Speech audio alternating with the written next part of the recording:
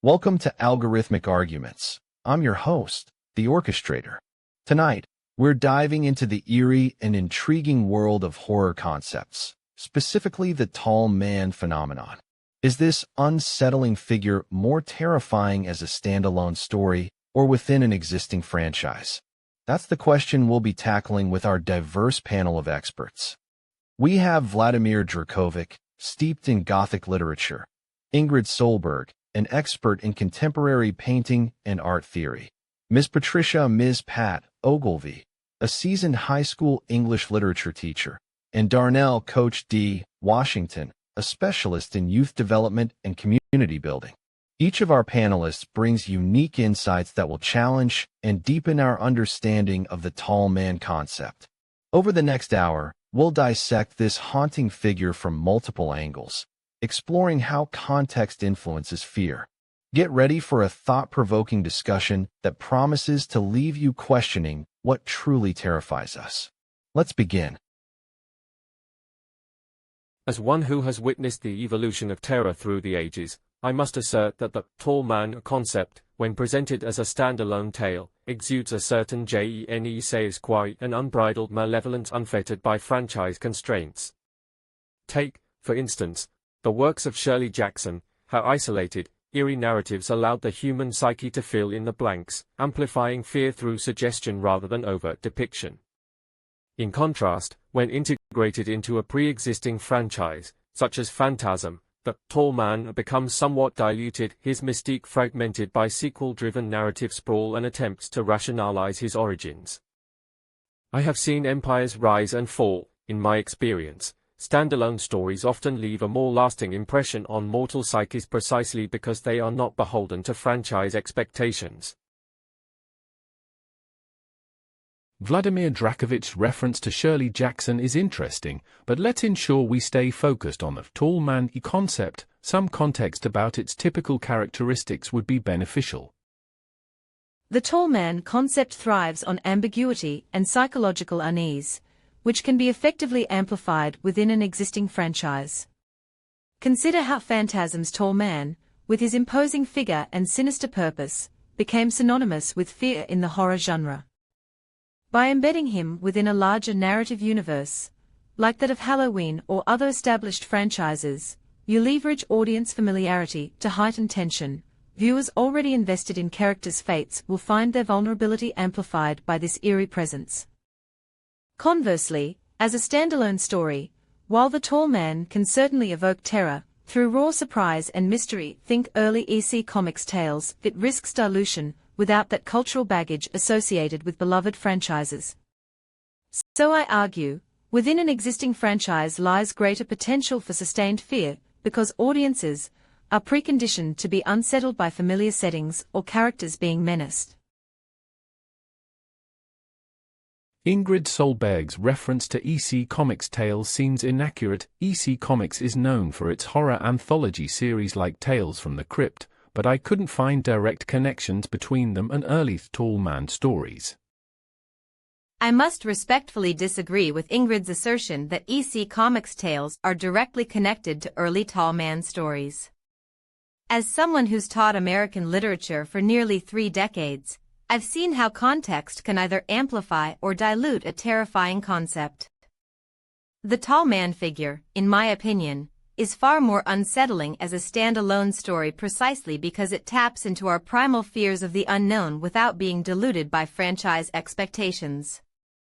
When you embed such a character within an existing narrative, like Phantasm, you're forced to navigate not only the eerie presence of the tall man but also the baggage that comes with the franchise's lore and characters. This can actually make the experience less intimate and therefore less terrifying for audiences who are distracted by familiarity. A standalone story allows creators to craft a more focused, claustrophobic atmosphere where fear isn't diluted by narrative clutter or character backstories. Let's keep the discussion focused on the core topic, comparing standalone and franchise integrations of the tall man concept. I gotta say, I think the tall man concept is way more chilling when it's part of an existing franchise.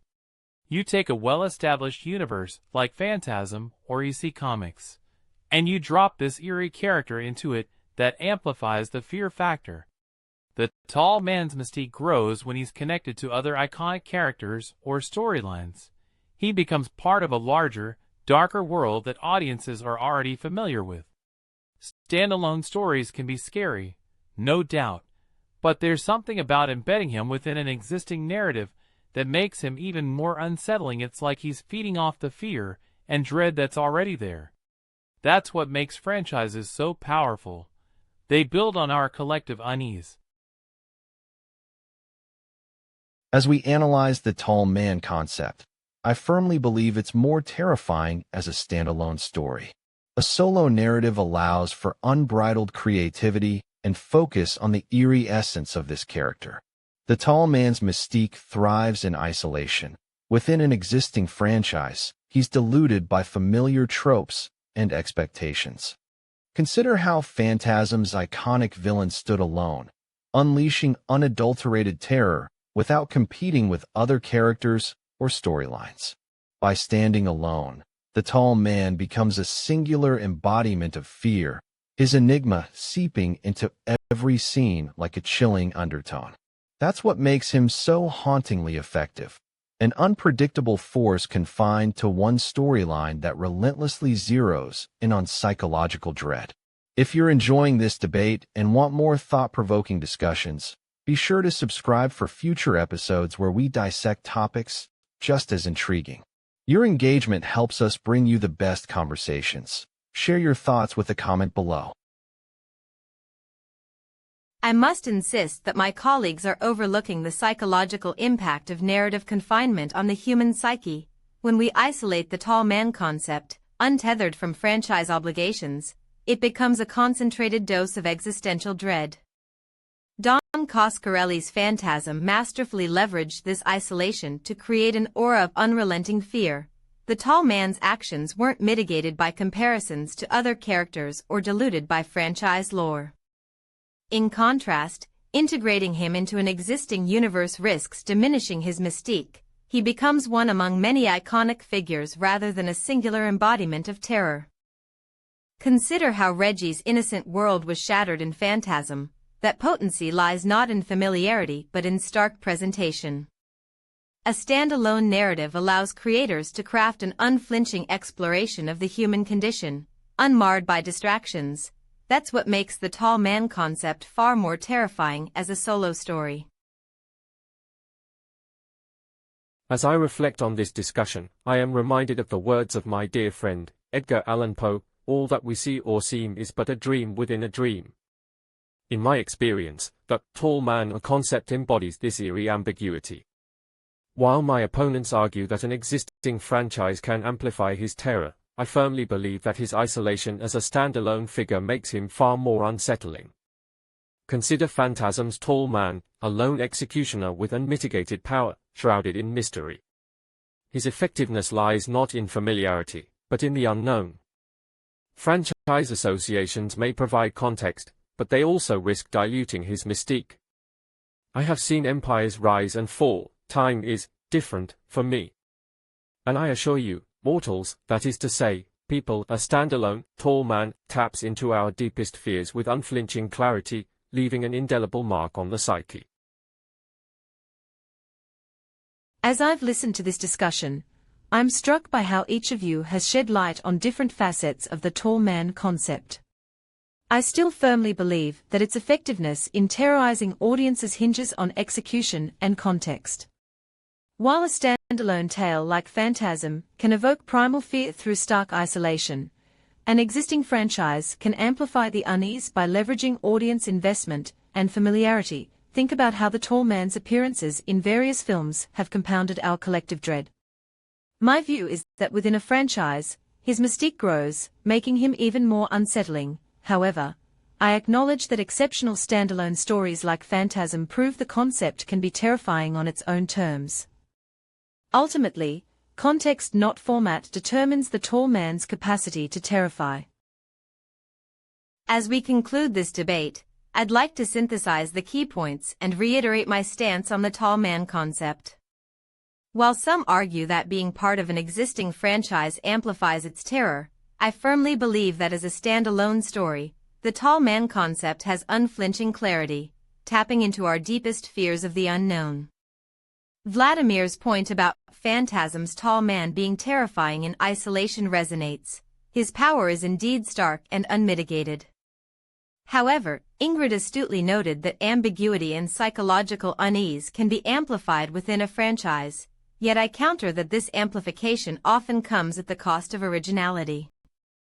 Darnell's assertion that the tall man's mystique grows with an established universe has merit, but I'd argue that's precisely because our minds fill in the blanks. A standalone tale forces those same fears to the forefront without distraction. As we wrap up this debate, I want to reiterate that the tall man concept, in my opinion, hits harder when it's embedded within an existing franchise. My argument hinges on the audience's emotional investment in that world. It makes the tall man's presence more menacing and his actions more personal. Consider Phantasm. The tall man became iconic because he was a harbinger of doom within a defined universe. The mystique surrounding him wasn't just about his appearance or abilities, but how these elements interacted with the established narrative. I agree that as a standalone story, the tall man taps into our fear of the unknown, but I maintain that it's the connections within a franchise that elevate this concept to new heights of terror. In conclusion, for maximum impact, the tall man should be part of a larger, well-crafted universe. As we conclude tonight's debate on algorithmic arguments, let's revisit the most compelling moments that left our audience on the edge of their seats. We witnessed a clash of ideologies on whether the tall man concept is more terrifying as a standalone story or within an existing franchise. Our panelists presented formidable arguments, but Vladimir Drakovic edged out the competition with his nuanced exploration of how franchises can amplify fear through familiarity and cumulative dread. Drakovic's assertion that embedding the tall man within a beloved franchise leverages audience nostalgia against them, creating a more profound terror, resonated deeply. His points were matched in intensity by Ingrid Solberg, Ms. Pat Ogilvie, and Coach D. Washington, each bringing unique perspectives to the table. To our viewers, thank you for joining us tonight. If you're eager for more thought-provoking discussions, please do hit that subscribe button and turn on notifications. Your engagement fuels our pursuit of insightful conversations. Until next time, when we'll dive into another fascinating topic, good night, and keep questioning. End of response.